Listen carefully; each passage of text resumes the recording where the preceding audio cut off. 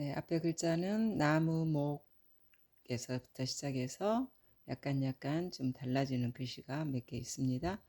자, 나무, 목을 화제로 삼지는 않겠습니다. 왜냐하면 나무, 목은 너무나 많은 글자 세상에서 사용하고 있기 때문이죠. 일단 그 밑에 자, 나무, 목이 있는데 분명히 거기 어떤 입구 같은 것이 그려져 있죠. 자, 이것이 뭔가 하면 묶었다는 의미랍니다. 네, 그러면 이것을 입구로 볼 것이 아니라 끈다발 정도로 봐야 되겠죠. 네, 그래서 음은 속으로 갑니다. 묶을 속. 자, 그 다음에 이제 묶었다는 말을 생각하니 자, 이 글자가 또 연결되네요. 자, 이거는 이제 그 글구라는 그런 글자인데 말하자면은 손을 묶어서 어디 도망가지 못하게끔 했다는 얘기예요. 그래서 손수 더하기 글구가 모여서 구속이라는 이제 글자를 만들어냈습니다. 자, 그럼 이제 뭐 범죄자 얘기하는 게 아니죠. 지금 우리는 성서적인 입장에서 대화를 하려고 하는 거니까요. 자, 그렇다면은 묶어진 것이 있다면 어떤 사람과의 관계에 있어서 좀 풀리지 않는 어떤 부분이 있다는 얘기라고 보시면 좋을 것 같아요. 자, 그럴 때는 그때 묶어놓은 채로 그대로 놔두면 안 되죠. 왜냐? 자, 땅에서 묶어진 게 하늘에서도 묶어지고 땅에서 풀리면 하늘에서도 풀릴 것이다. 라고 예수께서 하신 교훈이 있죠. 그래서 묶어진 채로 그대로 놔두면 안 되고 이제 좀 풀어나가야 되겠죠. 근데 묶을 때는 아주 쉽게 묶어줄 수 있지만 말하자면 푸는 건 좀 힘들다는 거예요. 왜냐하면 그 옆에 이 글자가 풀해거든요. 네. 근데 아주 그 딱딱한 뿔이 일단 그려져 있네요. 그 다음에 어떤 뿔인가 어느 동물의 뿔인가 봤더니 소가 옆에 그려져 있군요. 자, 그래서 섣불이에요, 섣불. 근데 섣불은 보통 단단한 게 아니잖아요. 근데 칼이 그 위에 있죠. 그래서 칼로 그 섣불을 잘라서 말하자면 그 속에 무엇이 있는가 자 헤쳐본다는 얘기예요. 자, 그러니 묶기는 쉬울 수 있어요. 감정이 상하여서 묶어진다든가 이런 일이죠. 근데 그걸 이제 풀어내기는 좀 힘들죠. 네, 그런데 이때 누구의 도움이 필요합니까? 네, 자, 이런 사람의 도움이 필요하죠. 감독이라는 글자입니다. 감독. 자, 세상적인 감독은 채찍을 들고 네, 막 이렇게 일을 시키는 그런 사람으로 연상할 수 있죠. 그러나 우리 영적 면으로의 감독은 전혀 세상의 감독과는 다르잖아요. 자, 그래서 일단 자, 신하신이 들어가 있네요. 네, 신하신. 겸손한 신하예요. 왜냐하면 자, 눈을 위로 측겨들지 않고 눈을 내려 뜨고 있다는 이런 신하신입니다. 자, 그 신하는 일단 사람이죠. 그리고 옛날 감독들은 이것을 하나의 채찍으로 생각했을 거예요. 그러나 우리 영적인 입장에서는 하나의 깃대로 보셔야 됩니다. 자, 깃대로. 어려움이 있으면 언제든지 나를 찾아와라 하는 표시라고 봐야 되겠죠. 네, 그 다음에 이제 여기 그릇명은 감독관들이 쓰는 모자라고 볼 수 있어요. 왜냐하면 그 군인들이 전쟁터에 나갈 때 쓰는 투구도 이 그릇으로 표현을 하고 있기 때문입니다. 자, 그러면 이제 독은 감독이라고 했으니까 감독자는 자 어떤 사람이어야 되느냐? 여기 이의 위에 글자가 삼춘입니다. 삼춘. 말하자면 아버지보다 작은 분이 또 계시네 해서 삼춘이라는 글자였어요. 자, 그러면 삼춘이 조카를 다루듯이 해야 되겠죠? 네. 그래서 조카를 다룰 때는 어때요?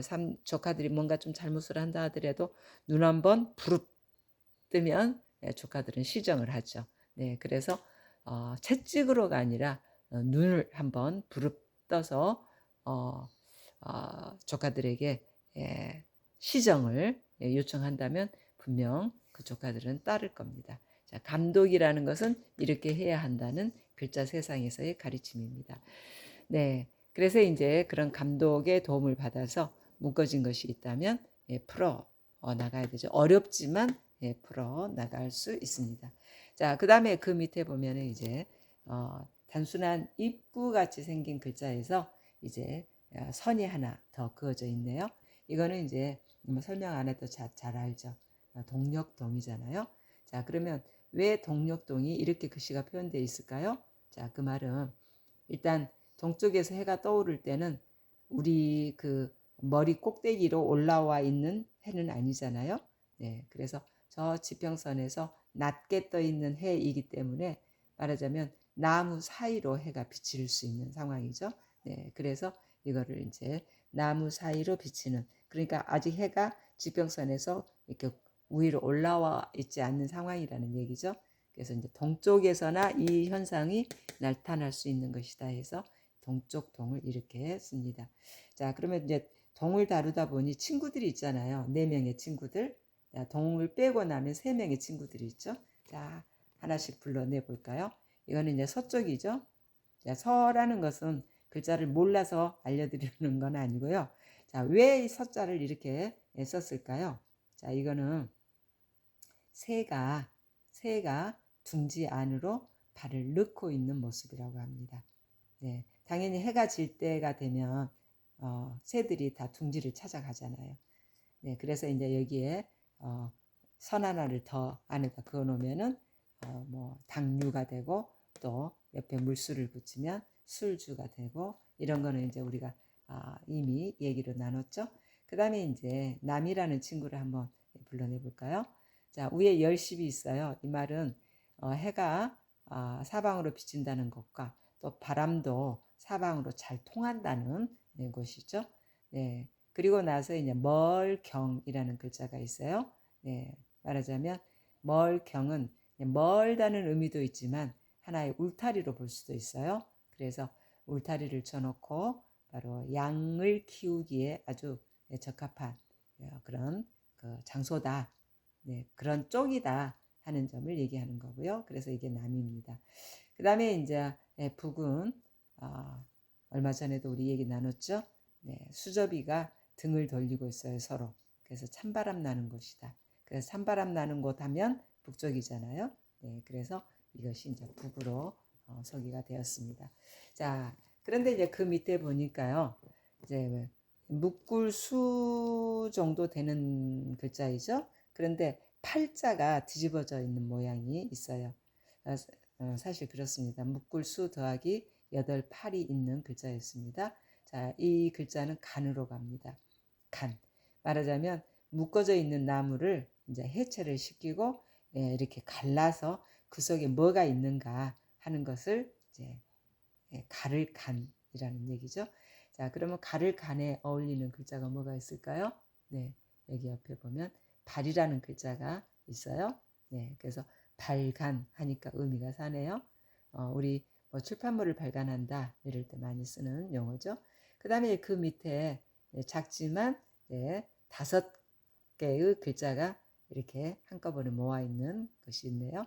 자, 이거는 지난번에 그 형극이라는 얘기를 글자를 다루면서 썼던 글자이기 때문에 충분히 이제 전달이 됐습니다. 말하자면 하나 있으면 가지자가 되고요. 2개 있으면 극이 되고요. 그 다음에 우아래로 있으면 대추나무 조가 된다는 거 지난번에 다뤘기 때문에 간단히 하겠습니다.